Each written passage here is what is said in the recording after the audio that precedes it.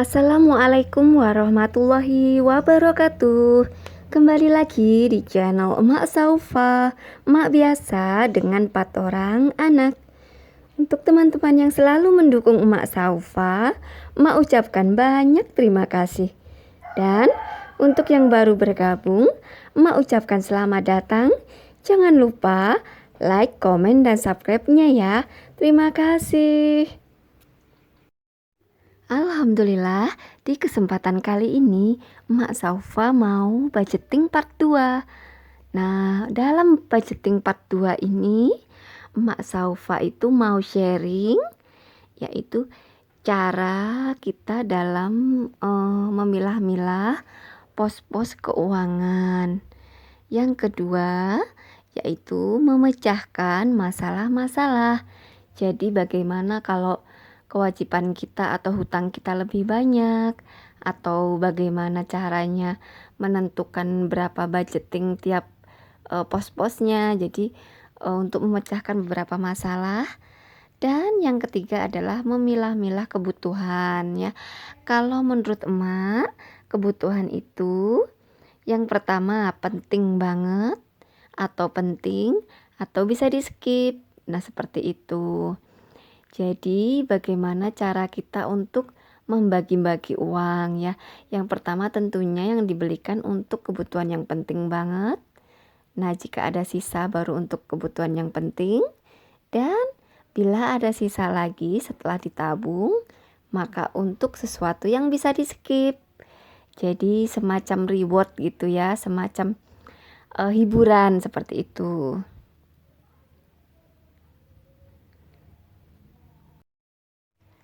Selanjutnya, bagaimana cara mengelompokkan uang sesuai dengan pos-posnya.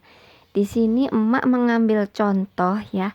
Contoh penghasilan 2 juta rupiah dengan anak 2 dan memiliki angsuran 300.000. Ini contoh aja ya. Contoh. Nah, yang pertama kita catat dulu adalah penghasilan. Penghasilan jangan sampai pengeluarannya melebihi penghasilan. Jadi kita catat dulu penghasilan di sini.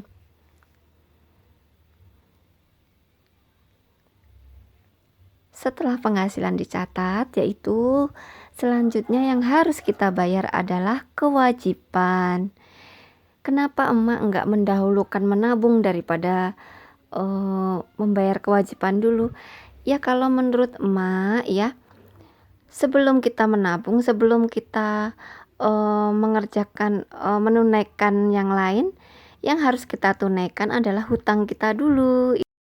Setelah hutang dibayar ya, hutang-hutang dibayar, kewajiban semua dibayar, kita tunaikan kebutuhan-kebutuhan kita dulu ya. Kebutuhan yang penting tentunya, yang penting-penting dulu, baru menabung, dan yang lainnya.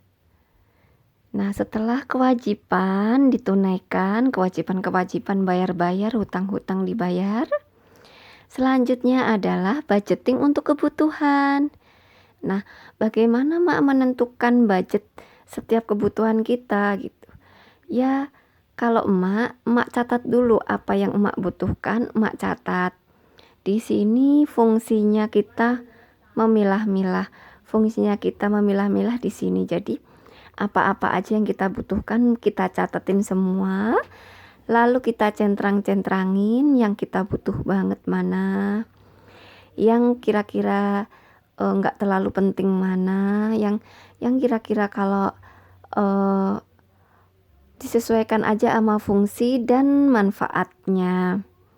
Seperti beras itu kan kayak kebutuhan pokok ya, jadi harus yang pertama dibeli. Nah selanjutnya belanja bulanan apa aja.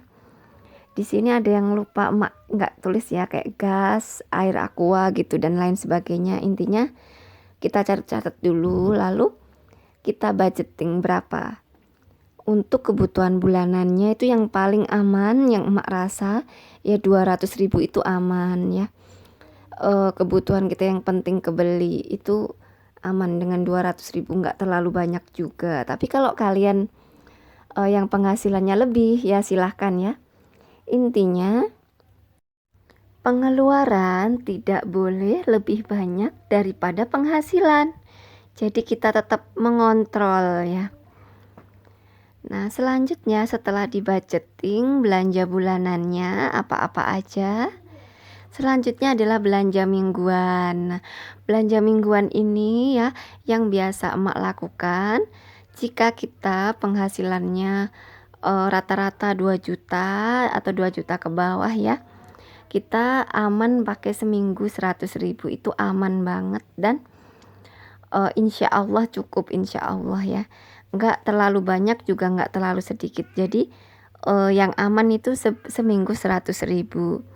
Emak ulang lagi, itu untuk yang penghasilannya 2 juta ke bawah ya. Kalau kalian yang penghasilannya di atas 2 juta, ya silahkan ya. Intinya itu tadi, jangan memberatkan. Nah, setelah penghasilan dikurangi kewajiban dan kebutuhan, nah selanjutnya adalah untuk kebutuhan keluarga. Kebutuhan keluarga itu nggak kalah penting ya, seperti untuk suami, anak-anak, dan juga kebutuhan kita pribadi. Tapi yang biasa kita dahulukan adalah untuk suami, karena suami yang mencari nafkah ya. Jadi biasanya untuk bensin dan lain-lain, untuk uang makan dan lain-lain. Kalau emak ya, suami dikasih bekal, jadi budget 50.000 seminggu itu untuk bensin ya. Ada sisa sedikit ya untuk kalau suami, pokoknya untuk pegangan ya, kadang ban bocor dan lain-lainnya itu. Setelah budget untuk suami 200.000, selanjutnya budget untuk anak-anak ya. Budget untuk anak-anak ini bagi anak-anaknya yang masih balita atau masih pakai pampers ya, bisa untuk beli pampers, beli minyak telon dan lain-lain. Tapi apabila anak-anaknya udah agak gede ya, kadang mereka minta jajan dan lain-lain ya, tetap diatur. Boleh jajan tapi tetap dikoordinir ya, tetap diatur pengelolaannya sehingga tidak bocor, tidak membuat boros ya. Dan di sini emak tetapkan budget untuk anak-anak itu 150.000. Jadi total untuk keluarga 350.000. Setelah semua kebutuhan sudah dicatat, sudah dipilah-pilah mana yang penting, mana yang bisa di skip. Selanjutnya ditotal. Nah, sisanya itu ya, sisanya baru untuk sedekah, dana darurat, dan juga tabungan. Nah, itu kalau budgeting menurut emak ya. Jadi urutannya seperti itu. Dan di sini masih sisa 350 ya, contohnya untuk sedekah 50.000, dana darurat 50.000, untuk tabungan 200.000. Nah, masih ada sisa lagi kan? Masih sisa 3,5, dan untuk tabungan 200, untuk dana darurat 50.000, untuk sedekah 50.000.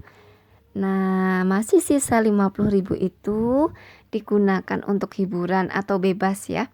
Mau jalan-jalan atau makan bakso, makan mie ayam sesekali. Nah, seperti itu cara emak mengelolanya. Jadi masih bisa jajan, masih bisa, tapi kebutuhan tercukupi.